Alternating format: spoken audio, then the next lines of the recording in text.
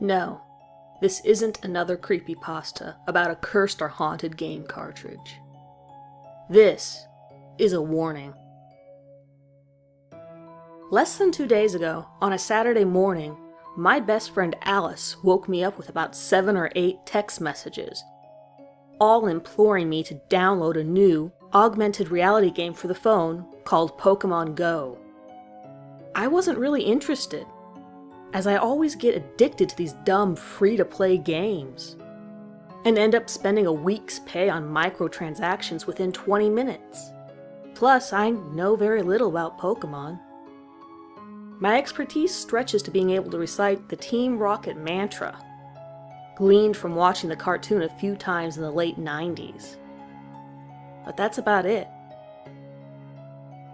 I always thought it was just a bunch of random creatures jumping around and shooting lightning bolts out of their asses, while this kid with a baseball cap got overstimulated. The whole thing reminded me of a pretty intense sugar rush. I also never once played any of the games, since I've never owned a Nintendo console. Later I went onto Facebook, and was startled to see a bunch of images Alice had shared of her playing the game, which is unusual, as she isn't normally the sort of person to go crazy on social media and bomb the feeds with constant updates. I commented on one of her images, and immediately she started messaging me again, over and over, with strict instructions to download the game from a link someone had sent to her. So to shut her up as much as anything else, I followed her step-by-step instructions, which involved downloading the game to a PC from this link, which is dead now, so don't even bother trying to find it, and then using a USB cable to transfer the game to my phone. I asked her why I couldn't just use the App Store, but she told me that the game hadn't been officially released in the UK yet. And anyway, the game was so popular that servers were constantly crashing. She also told me that the version of the game I had just obtained was a rare beta version, which contained a few weird bugs. But it was worth it to be two of the first people in the country to play it. There were a whole lot of comments on her Facebook images from people saying things like, "OMG! How the hell did you get this game in the UK?" So it did feel sort of cool being one of the first to get to play it. I found out there are certain Pokemon in the UK version that can only be caught in certain parts of the country, which gave me a buzz too, as I was getting a head start in building up my collection of make-believe critters. I've always been a sucker for collecting things. I get pretty obsessive about it, so pretty soon I was engrossed in the game and walking the streets with a kind of feverish anticipation, praying that my phone would buzz to let me know another Pokemon was nearby. I'm assuming anyone listening to this will know the basics of Pokemon, and probably already own this game as well, so I'll spare you the details of how it all works. What I found weird about the game, though, was that I was unable to register using my own name, and the feature where you can design your avatar was broken, leaving me no choice but to use a pre-programmed one, which resembled the character of Alice in Wonderland. This seemed an odd coincidence considering my best friend's name. In the middle of the road near my house, I soon found and captured my first wild beastie, which is a rather cruel concept if you think about it. It was a Meowth, and I began to train it up, not 100% sure of what I was doing, but it seemed pretty idiot-proof. Like all games now, it keeps you hooked by way of a steady sprinkling of experience points, meaning that you're constantly creeping forward. I'd leveled up twice by Saturday afternoon. At level 5, you can enter Pokemon gyms, which seem to be randomly assigned buildings.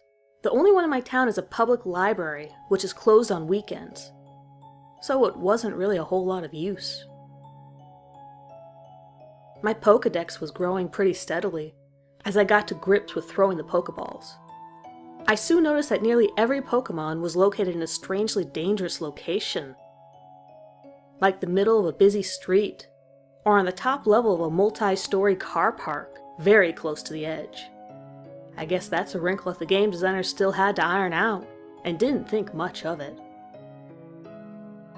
I kept checking Alice's progress on her Facebook wall, as she was posting updates literally every 5 minutes.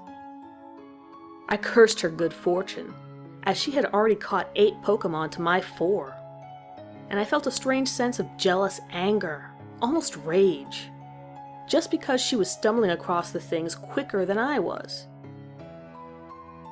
She had found a Bulbasaur on a suspended girder in a busy building site, and a Butterfree halfway up some scaffolding around an old derelict building that was due to be demolished.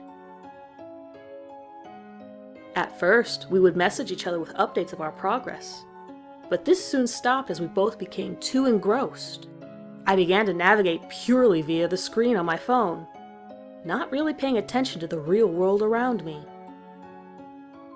I began to go half mad from anxiety as I waited for my phone to buzz, with news of a new Pokemon nearby. I was sweating and muttering to myself, causing some passerbys to ask if I was okay, but I ignored them. My feet began to ache from all the walking as day turned into night, but it didn't matter. Nothing else mattered but catching them all.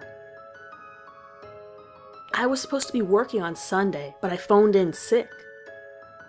I'm not normally a very good liar, but I was so desperate to have the day free to play my new game, my performance was flawless. I think the story I gave was about both my parents being in some car accident, just off the top of my head. My manager said something to me about being concerned about Alice, who was her friend as well as mine. And I think she asked me if I had heard from her that day, but I didn't care about that and just wanted to end the conversation. As soon as I hung up, my phone buzzed again with another Pokemon in the middle of a traffic roundabout, and I was off again in my own little fantasy world. I started to receive messages from various people in increasing volumes. The night before, my housemate Tommy had tried to call me twice, but I ignored them all. I didn't need any distraction. Eventually, out of sheer annoyance with the constant influx, I opened my inbox. The most recent 3 messages were from Tommy, and were all pretty similar. It seemed that Alice had wandered into the middle of a busy motorway, causing a car to swerve and crash, and another car hit the rear of that one. My phone rang again, and I answered it automatically. Not really interested in whoever it was. Tommy sounded like he was about to have a breakdown. He was calling from the hospital where Alice had been taken, though they wouldn't let him see her.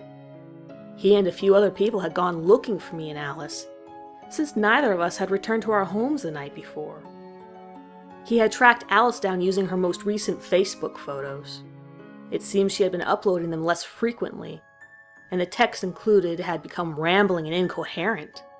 Tommy told me she had begun to sound like Ash from the Pokemon cartoon, sort of speaking in his chirpy catchphrases. He had spotted Alice stumbling down the side of the motorway, seemingly in a daze. But before he could reach her, she had darted suddenly into the path of 3 lanes of traffic. It was a miracle she hadn't been pulverized herself. He told me that since both the smashed vehicles had been doing about 70 miles an hour, it was a pretty bad mess, and at least 2 people were confirmed to be dead, with another 3 in critical condition in the hospital. One woman in the front seat had been thrown straight through her windscreen and bounced and rolled for about 30 feet along the asphalt, her face and limbs so mangled and bloodied and bruised that Alice confused her for the Pokemon character Charmander. She spoke in a childlike voice to the lifeless woman. Over and over she was saying, "What are you laying down for, Charmander? Why won't you stand up? Why can't I capture you? Why can't I capture you?" When the police and ambulance crew arrived a few minutes later, they put Alice, who had apparently broken her arm at some point over the weekend, badly enough that it dangled floppily by her side, on a stretcher. When they wheeled her past a screaming baby being carried from one of the cars, miraculously unharmed, she thought that the kid was a Squirtle and said, Look! I found a Squirtle! I found a Squirtle! What are you doing so far away from the water? Then she made the sound of a flying Pokeball, over and over again as they lifted her into the back of an ambulance. The doctor had told Tommy that she hadn't had anything to eat or drink for a couple of days. I hung up on him then, as I was angry at the idea of missing out on any more Pokemon that may have been lurking around. It dawned on me that I too hadn't eaten anything since I started playing the game.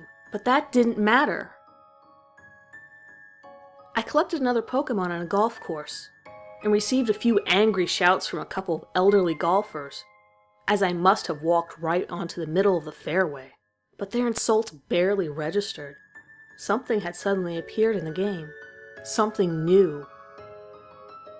A beacon had been activated from an open Pokemon gym that happened to be nearby, and there was a message from the player who owned the gym, saying that I was ready to face him, and hoping I would rise to the challenge. I recognized the location of the beacon.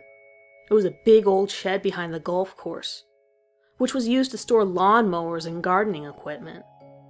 I set off using my phone screen to navigate, no longer really aware of the real world. It never occurred to me what an odd location this was to host a Pokemon gym. The place looked derelict, completely abandoned, and the roof had partially caved in. But this didn't matter to me. I shoved open a heavy metal door and stumbled into almost total darkness. "Ready to battle?" I called out fearlessly, buzzing with a giddy thrill of what was to follow. But the response, which came from behind me near the door, was not what I was expecting. "Hey, who the hell are you?"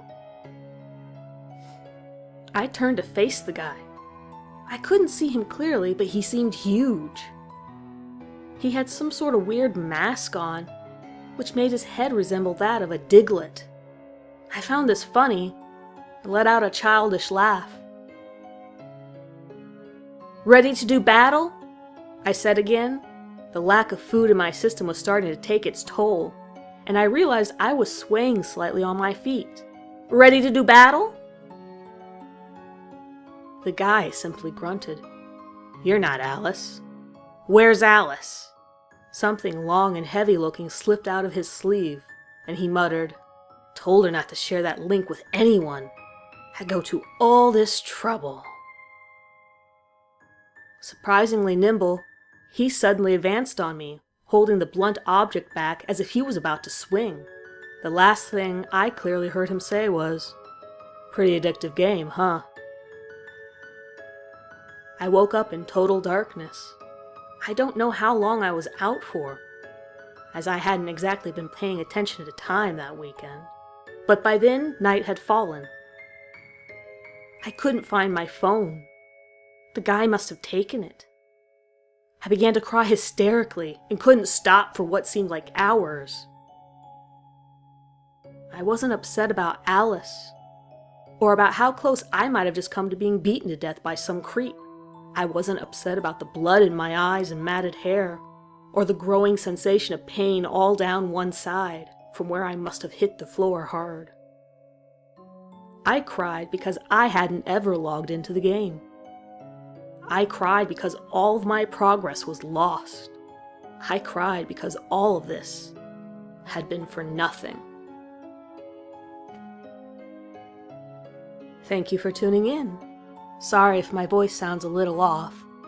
I believe I might be coming down with a slight case of a cold. If you like this story, hit that like button. Consider sharing and subscribing to the channel to be alerted to new uploads. If you'd like to see something specific on my channel, leave a comment below and I will look into it. Good night, everyone.